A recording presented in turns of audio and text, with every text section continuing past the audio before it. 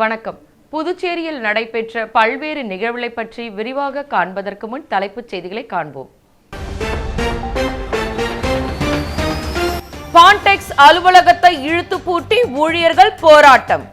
தடுப்பூசி போட்டுக்கொண்ட ஆவணங்கள் உள்ள வெளி மாநிலத்தவர்கள் மட்டுமே புதுச்சேரிக்குள் அனுமதிக்கப்படுவார்கள் என்று தமிழிசை சவுந்தரராஜன் எச்சரித்துள்ளார்.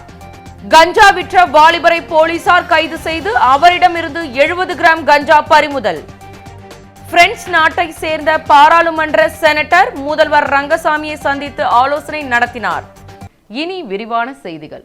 குழந்தைகள் தினத்தை முன்னிட்டு லாஸ்பேட்டை குறிஞ்சி நகரில் அமைந்துள்ள மணமகிழ் மன்றத்தில் குழந்தைகள் தின விழா சட்டமன்ற உறுப்பினர் திரு மு. வைத்தியநாதன் அவர்களின் தலைமையில் குழந்தைகளுக்கு பரிசுகள் வழங்கி சிறப்பாக கொண்டாடப்பட்டது. குழந்தைகள் தினத்தை முன்னிட்டு லாஸ்பேட்டை தொகுதிக்கு உட்பட்ட குறிஞ்சி நகரில் அமைந்துள்ள மணமகிழ் மன்றத்தில் மகளிர் மேம்பாட்டுத் துறையின் கீழ் இயங்கி வரும் அங்கன்வாடி ஆசிரியர்கள் மற்றும் ஊழியர்கள் ஒன்றிணைந்து ஏற்பாடு செய்திருந்த குழந்தைகள் தின விழா நிகழ்ச்சியில் சட்டமன்ற உறுப்பினரும் காங்கிரஸ் கட்சி சட்டப்பேரவை தலைவருமான திரு மு. வைத்தியநாதன் அவர்கள் கலந்து கொண்டு விழாவினை சிறப்பித்தார். மேலும் குழந்தைகள் தின விழாவை முன்னிட்டு சிறுவர்களுக்கு இடையே பல்வேறு போட்டிகள் நடத்தப்பட்டு வெற்றி பெற்ற மாணவர்களுக்கு பரிசுகள் வழங்கினார். இந்நிகழ்ச்சியில் காங்கிரஸ் கட்சி நிர்வாகிகள், கமலா அறக்கட்டளை நிர்வாகிகள் கலந்து கொண்டனர்.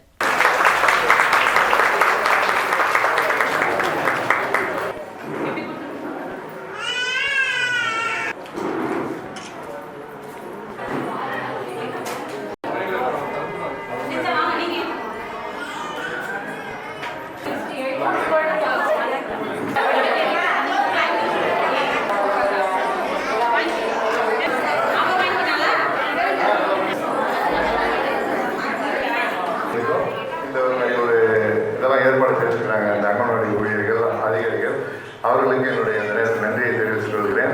இதுபோல மேலும் இந்த குழந்தைகள் தின விழாவில் நாம் அனைவரும் நம் குழந்தைகளை மிகுந்த பாதுகாப்பாகவும் ஒழுக்கமாகவும் வளர்க்க நம்ம நல்ல படிக்க வச்சு அவங்கள ஒரு நல்ல அதாவது தேவையான அவங்க என்ன விரும்புகிறாங்களோ அதை நம்ம படிக்க வச்சு அவங்கள நம்ம திணிக்காம இதை படி அதை படின்னு சொல்லாமல் அவங்களோட விருப்பத்துக்கு விட்டு அவங்களோட வாழ்க்கை அப்போதான் நமக்கு வந்து நல்ல பிரகாசமாக இருக்கும். அதனால் இந்த குழந்தைகள் தின விழாவில் நம்ம எல்லாருமே ஒரு பெற்றோர்கள் சேர்ந்து முடிவெடுக்க வேண்டிய விஷயம் படிப்புல அவங்க இஷ்டத்துக்கு கொடுக்கணும்.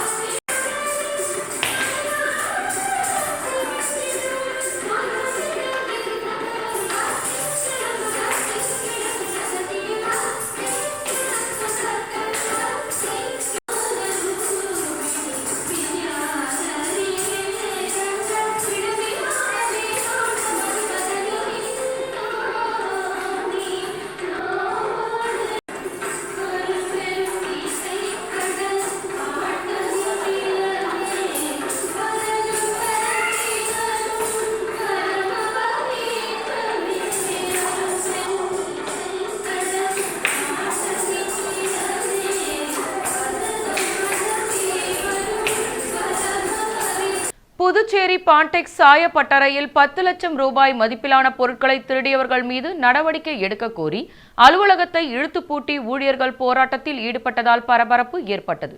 புதுச்சேரி பான்டெக்ஸ் நிறுவனத்தில் 40க்கும் மேற்பட்ட ஊழியர்கள் பணிபுரிந்து வருகின்றனர்.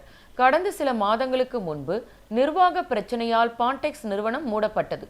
தொழிலாளர்களின் பிரச்சினைக்கு அரசு தீர்வு கண்ட நிலையில் மீண்டும் பான்டெக்ஸ் நிறுவனத்தின் சாய பட்டறையை திறக்க ஊழியர்கள் முற்பட்டனர். சாய பட்டறையை திறந்தவுடன் அதிலிருந்து மின் மோட்டார்கள், விலை உயர்ந்த பம்புகள், கம்ப்யூட்டர் பொருட்கள் என அனைத்தும் கொள்ளையடிக்கப்பட்டிருந்தது. இதன் மதிப்பு 10 லட்சம் ரூபாய் ஆகும். தற்போது நிறுவனத்தின் 10 லட்சம் ரூபாய் மதிப்பிலான பொருட்களை திருடி சென்றவர்கள் மீது கடும் நடவடிக்கை எடுக்க வலியுறுத்தி ஊழியர்கள் பான்டெக்ஸ் நிறுவனத்தின் நுழைவு வாயிலை இழுத்து பூட்டி போராட்டத்தில் ஈடுபட்டனர். இது குறித்து ஊழியர்கள் கூறும்பொழுது, திருடுபோன பொருட்கள் குறித்து அரசுக்கு புகார் மனு அளித்தும் இதுவரை காவல் நிலையத்தில் புகார் அளிக்கவில்லை. எனவே உடனடியாக பொருட்களை திருடி சென்றவர் மீது நடவடிக்கை எடுக்க கோரி தற்போது அலுவலகத்தை பூட்டி போராட்டம் நடத்துகிறோம். உரிய நடவடிக்கை எடுக்கவில்லை என்றால் அடுத்த கட்ட போராட்டத்தை முன்னெடுப்போம் என்று ஊழியர்கள் தெரிவித்தனர்.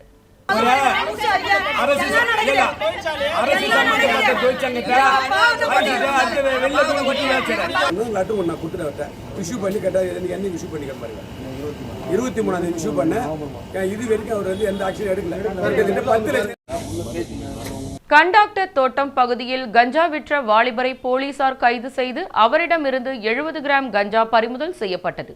புதுச்சேரி கோவிந்த சாலை கண்டாக்டர் தோட்ட பகுதியில் தொடர்ந்து கஞ்சா விற்பனை செய்யப்படுவதாக போலீசாருக்கு ரகசிய தகவல் கிடைத்தது. இதையடுத்து போலீசார் தீவிர சோதனையில் ஈடுபட்டனர்.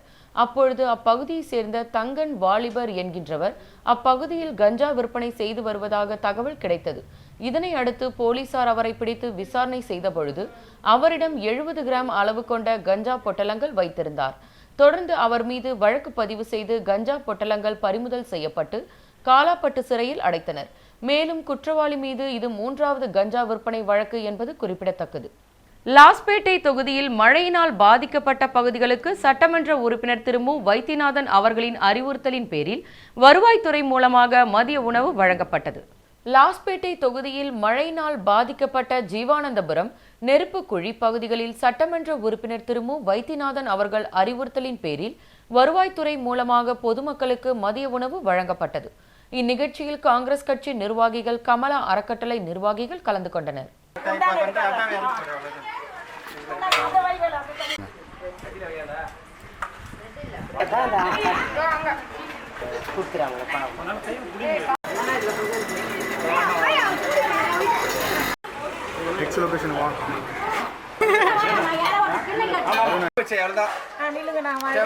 பிரெஞ்சு முதலீட்டாளர்கள் புதுச்சேரியில் தொழில் தொடங்குவது குறித்தும் பிரெஞ்சு நாட்டை சேர்ந்த பாராளுமன்ற செனட்டர் முதல்வர் ரங்கசாமியை சந்தித்து ஆலோசனை நடத்தினார்.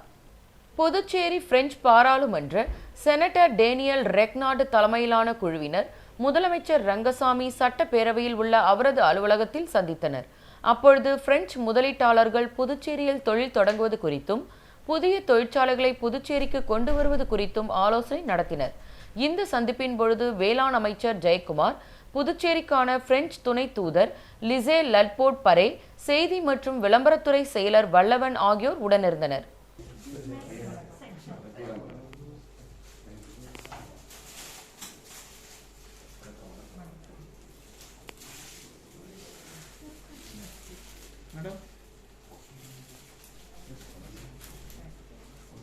Mr. Minister, I have this little gift from France.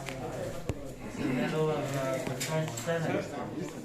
I hope you visit the Senate. That's my house in Paris with the Senate. And this is my card, so you can come and visit. Sure. I would love to see you in France. Sure, thank you. That'd be nice.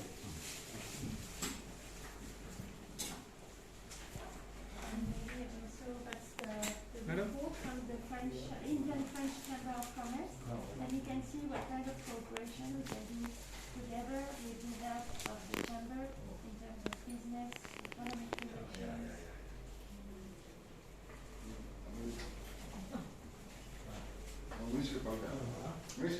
இரண்டு dose தடுப்பூசி போட்டுக்கொண்ட ஆவணங்கள் உள்ள வெளி மாநிலத்தவர்கள் மட்டுமே புதுச்சேரிக்குள் அனுமதிக்கப்படுவார்கள் என்று துணைநிலை ஆளுநர் தமிழிசை சவுந்தரராஜன் எச்சரித்துள்ளார். புதுச்சேரியில் தடுப்பூசி போட்டுக் கொள்வதை தீவிரப்படுத்தும் வகையில் மாநிலம் முழுவதும் வீடு வீடாக சென்று சுகாதாரத்துறை ஊழியர்கள் தடுப்பூசிகளை பொதுமக்களுக்கு செலுத்தி வருகின்றனர். அதன்படி உருளையன்பேட்டை தொகுதிக்குட்பட்ட ராஜா நகரில் வீடு வீடாக சென்று தடுப்பூசி செலுத்தும் முகாம் நடைபெற்றது. இதனை புதுச்சேரி துணைநிலை ஆளுநர் தமிழிசை சவுந்தரராஜன் ஆய்வு செய்து தடுப்பூசி செலுத்திக் கொள்வதன் அவசியம் குறித்து பொதுமக்களிடம் விளக்கமாக கூறினார். பின்னர் செய்தியாளர்களிடம் பேசிய துணைநிலை ஆளுநர் தமிழிசை சவுந்தரராஜன், நாட்டில் புதிய வகையான வைரஸ் பரவிக்கொண்டு வருகிறது. அது தொடர்பாக புதுச்சேரி சுகாதாரத்துறை அதிகாரிகளிடம் ஆலோசனை செய்ததாகவும், இதுவரை அதுபோன்ற ஒரு அறிகுறி புதுச்சேரியில் யாருக்கும் இல்லை என்று கூறினார். மேலும் எந்த வகை வைரஸ் பரவினாலும் அதிலிருந்து தப்பித்துக் கொள்ள ஒரே வழி தடுப்பூசி செலுத்திக் கொள்வதுதான். எனவே விடுபட்டவர்கள் அனைவரும் தடுப்பூசி செலுத்திக் கொள்ள வேண்டும். மேலும் நோய் பரவாமல் இருக்க வெளி மாநிலத்திலிருந்து புதுச்சேரிக்கு வருபவர்கள் 2 டோஸ் தடுப்பூசி செலுத்திக் கொண்டதற்கான ஆவணங்களை காட்டினால் மட்டுமே புதுச்சேரிக்கும் அனுமதிக்கப்படுவார்கள் என்று தீவிரமாக பின்பற்ற அதிகாரிகளுக்கு உத்தரவிட்டுள்ளேன். எனவே பொதுமக்கள் விரைந்து தடுப்பூசி எடுத்துக்கொள்ள வேண்டும் எனவும் அவர் கேட்டுக்கொண்டார்.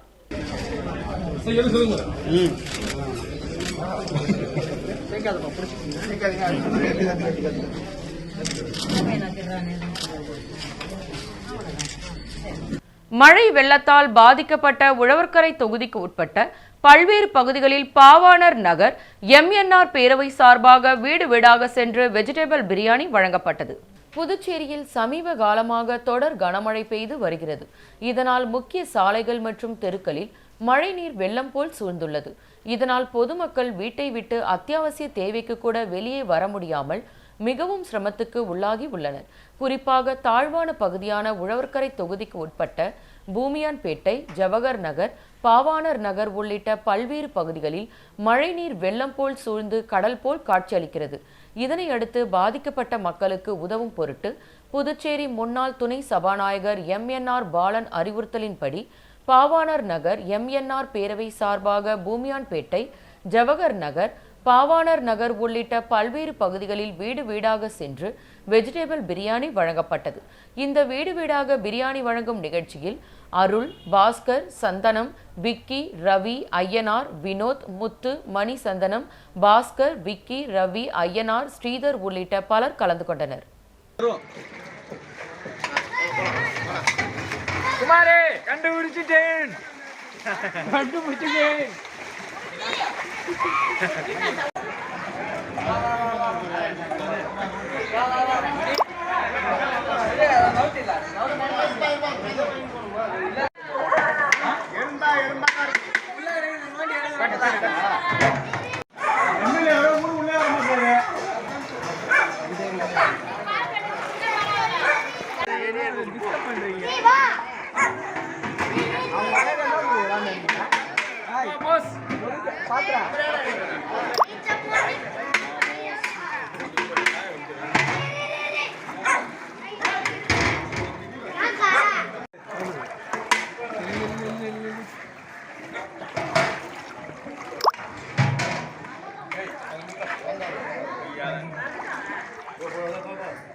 கனமழையால் உழவர்கரை தொகுதியில் இருப்பிடத்தை இழந்து அரசு முகாம்களில் தங்கியுள்ள ஏழை எளிய மக்களுக்கு சாய் இளங்கோவன் அறக்கட்டளை நிறுவனர் சாய் இளங்கோவன் உணவு வழங்கினார். புதுச்சேரியில் தொடர்ந்து பெய்த கனமழை காரணமாக உழவர்கரை தொகுதியில் பாதிக்கப்பட்ட பகுதிகளில் வசிக்கும் மக்கள் பல்வேறு அரசு முகாம்களில் தங்க வைக்கப்பட்டு உணவு மற்றும் அத்தியாவசிய பொருட்களின்றி தவித்து வருகின்றனர். இதனை அறிந்த சாய் இளங்கோவன் அறக்கட்டளை நிறுவனர் சாய் இளங்கோவன் பாதிக்கப்பட்ட மக்களை சந்தித்து ஆறுதல் கூறி அத்தியாவசிய பொருட்கள் மற்றும் உணவு வழங்கி வருகிறார். அதன் ஒரு பகுதியாக இன்று மூலக்குளம் அரசு ஆரம்ப பள்ளியில் தங்கியிருக்கும் வாய்க்கால் மேடு பகுதியைச் சேர்ந்த ஏழை எளிய மக்களுக்கு சாய் இளங்கோவன் உணவு வழங்கி ஆறுதல் கூறினார். அதிகாரத்தில் இருப்பவர்களும் அதிகாரிகளும் தங்களை வந்து சந்திக்காத நிலையில் தொடர்ந்து உதவி செய்து வரும் சாய் இளங்கோவனை அப்பகுதி மக்கள் வெகுவாக பாராட்டினார்கள். இதில் சாய் இளங்கோவன் அறக்கட்டளை நிர்வாகிகள், அப்பகுதி இளைஞர்கள் அரவிந்த், முரளி, மணி, விக்கி, ராம், விஜய், வெங்கடேஷ், பரசு உட்பட பலர் உடனிருந்தனர்.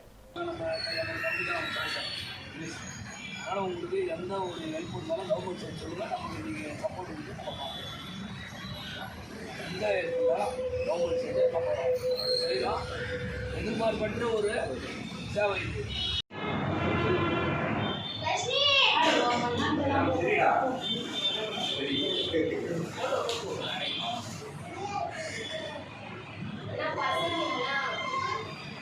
ஓகேண்ணா ஓகே.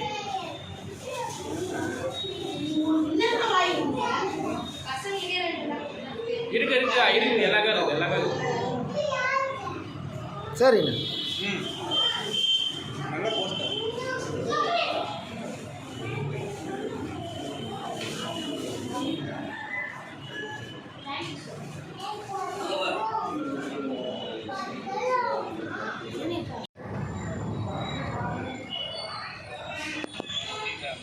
எந்த ஹெல்ப் பண்ணாலும்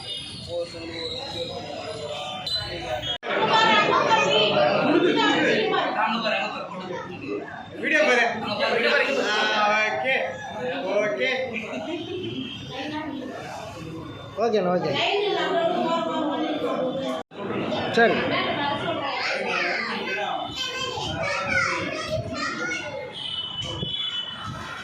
புதுச்சேரி நெட்டப்பாக்கம் தொகுதிக்குட்பட்ட கரியமாணிக்கம் சட்டமன்ற அலுவலகத்தில் புதுச்சேரி குடிசை மாற்று வாரியத்தின் மூலம் பிரதம மந்திரி வீடு கட்டும் திட்டத்தின் கீழ் முதல் மற்றும் இரண்டாம் தவணையை தொகுதியின் சட்டமன்ற உறுப்பினர் ராஜவேலு அவர்கள் வழங்கினார்.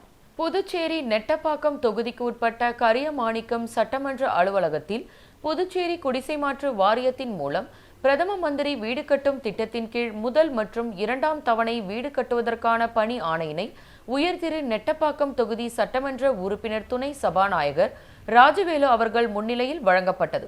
இதில் தலைமை பொறியாளர் ரவிச்சந்திரன், உதவி பொறியாளர் ரவி, இளைநிலை பொறியாளர் சிவா, கள ஆய்வு பணியாளர் தேவநாதன் மற்றும் என்ஆர் காங்கிரஸ் பிரமுகர்கள் பொதுமக்கள் கலந்து கொண்டனர்.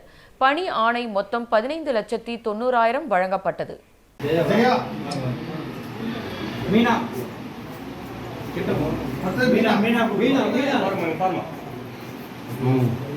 சௌந்தரராஜன்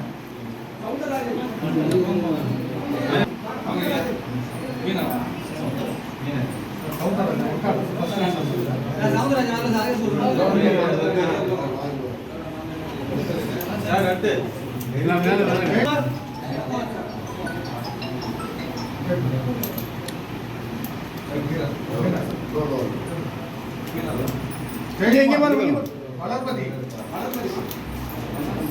ஐயப்பன்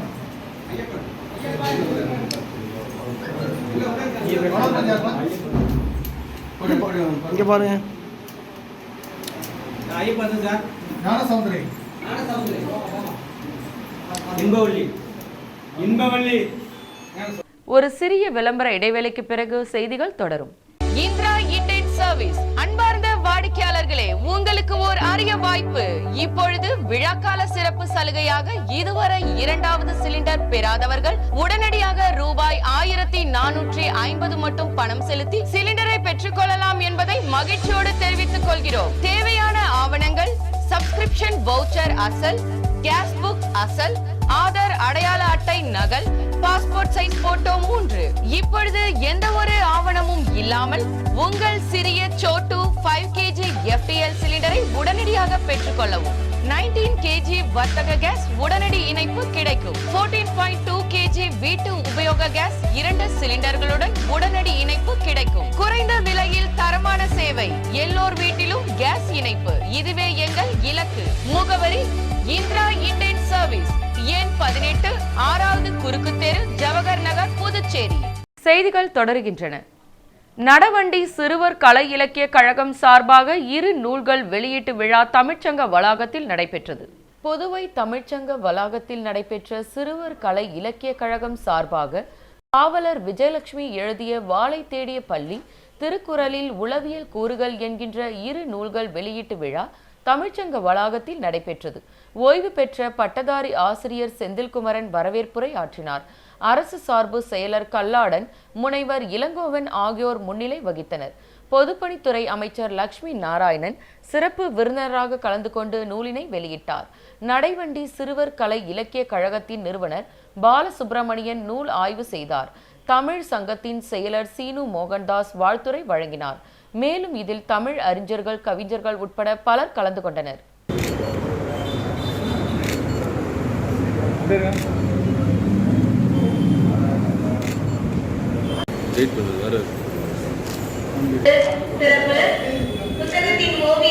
உழவர்கரை தொகுதிக்குட்பட்ட பல்வேறு இடங்களில் மழையால் பாதிக்கப்பட்ட மக்களுக்கு நிவாரணப் பொருட்களை சட்டமன்ற உறுப்பினர் சிவசங்கர் வழங்கினார். புதுச்சேரியில் கடந்த சில நாட்களாக தொடர்ந்து கனமழை பெய்து வருவதால் தாழ்வான பகுதிகளில் மழைநீர் சூழ்ந்து ஏழை எளிய மக்கள் மிகவும் பாதிப்படைந்துள்ளனர். இந்நிலையில் உழவர்கரை தொகுதிக்குட்பட்ட பல்வேறு இடங்களில் சட்டமன்ற உறுப்பினர் சிவசங்கர் சொந்த செலவில் நிவாரணப் பொருட்கள் வீடு வீடாக சென்று வழங்கினார். இந்நிகழ்ச்சியின் பொழுது சட்டமன்ற உறுப்பினர்கள், ஆதரவாளர்கள் உட்பட பலர் கலந்து கொண்டனர்.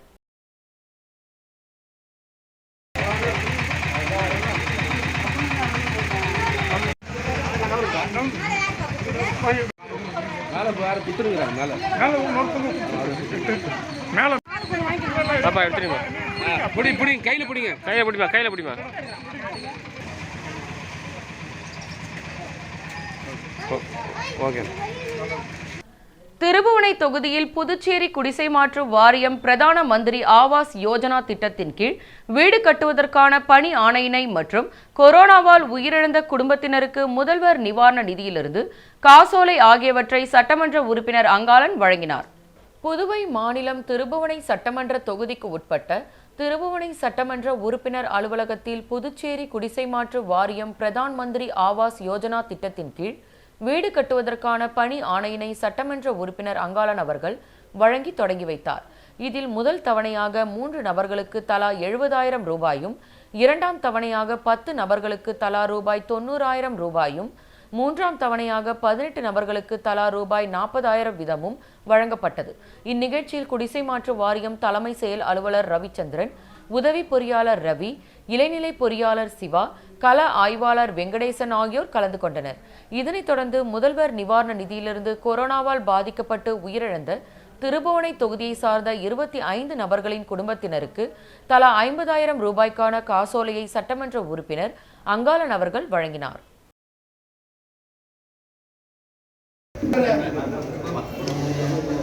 பாருங்க பாருங்க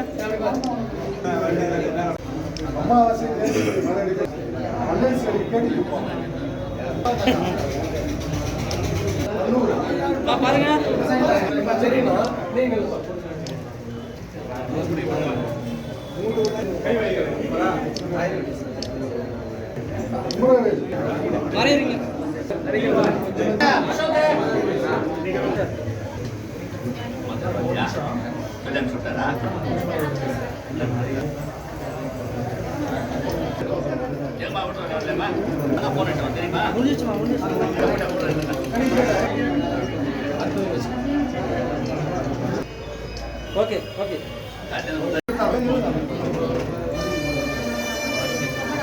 உழவர்கரை மாவட்ட செயற்குழு கூட்டம் லாஸ்பேட்டை பகுதியில் உள்ள பார்வதி திருமண மண்டபத்தில் நடைபெற்றது. உழவர்கரை மாவட்டம் சார்பாக பாரதிய ஜனதா கட்சியின் செயற்குழு கூட்டம் லாஸ்பேட்டை பகுதியில் உள்ள பார்வதி திருமண மண்டபத்தில் நடைபெற்றது. உழவர்கரை மாவட்ட தலைவர் நாகேஸ்வரன் தலைமை தாங்கினார். இக்கூட்டத்தில் மாநில தலைவர் சுவாமிநாதன், சட்டமன்ற உறுப்பினர் கல்யாணசுந்தரம் ஆகியோர் கலந்து கொண்டு சிறப்புரை ஆற்றினார்கள். மேலும் மாநில நிர்வாகிகள் ரவிச்சந்திரன் மற்றும் மாவட்ட நிர்வாகிகள், தொகுதி நிர்வாகிகள் உட்பட பலர் கலந்து கொண்டனர். மழையால் பாதிக்கப்பட்ட மக்களுக்கு பாரதிய ஜனதா கட்சி இளைஞரணி சார்பாக உணவு வழங்கப்பட்டது. புதுச்சேரி பாரதிய ஜனதா கட்சி இளைஞரணி சார்பாக மழையால் பாதிக்கப்பட்டவர்களுக்கு உணவு வழங்கும் நிகழ்வில் உள்துறை அமைச்சர் நமச்சிவாயம் அவர்கள் சிறப்பு அழைப்பாளராக அழைக்கப்பட்டு பொதுமக்களுக்கு மதிய உணவு வழங்கினார். இந்த நிகழ்ச்சியை பாரதிய ஜனதா கட்சி இளைஞரணி மாநில துணைத் தலைவர் விக்ரமாதித்தன் ஏற்பாட்டில் நடைபெற்றது. உடன் முன்னாள் சட்டமன்ற உறுப்பினர் அருள்முருகன், பூக்கடை ரமேஷ், கமலக்கண்ணன் மற்றும் இளைஞரணி நிர்வாகிகள் உடனிருந்தனர். புதுச்சேரி பாரதிய ஜனதா கட்சி ஓபிசி அணி சார்பில் தடுப்பூசி முகாம் நடைபெற்றது. புதுச்சேரி பாரதிய ஜனதா கட்சி மாநில தலைவர் சாமிநாதன், ஓபிசி அணி தலைவர் சிவக்குமார், மாநில துணைத் தலைவர் அகிலன், செல்வம் ஆகியோரின் அறிவுறுத்தலின்படி ஓபிசி அணி சார்பில் கொரோனா தடுப்பூசி முகாம் முதலியார்பேட்டை தொகுதி துலுக்கான்தம்மன் நகரில் நடைபெற்றது. இத்தொகுதியில் நடைபெற்ற தடுப்பூசி முகாமினை நகர மாவட்ட தலைவி லக்ஷ்மி, துணைத் தலைவி மஞ்சுளா, அன்புக்கரசி, உமா மகேஸ்வரி, பொது செயலாளர் சங்கரி தேவி, கீதா, செயலாளர் தேன்மொழி மற்றும் ஓபிசி அணி நிர்வாகிகள் சிறப்பாக செய்துள்ளனர். மேலும் சுகாதாரத்துறை, அங்கன்வாடி ஊழியர்கள் கலந்து கொண்டு தடுப்பூசி விழிப்புணர்வை ஏற்படுத்தினர். தடுப்பூசி முகாமில் 100க்கும் மேற்பட்டோர் கலந்து கொண்டு தடுப்பூசி போட்டுக்கொண்டனர்.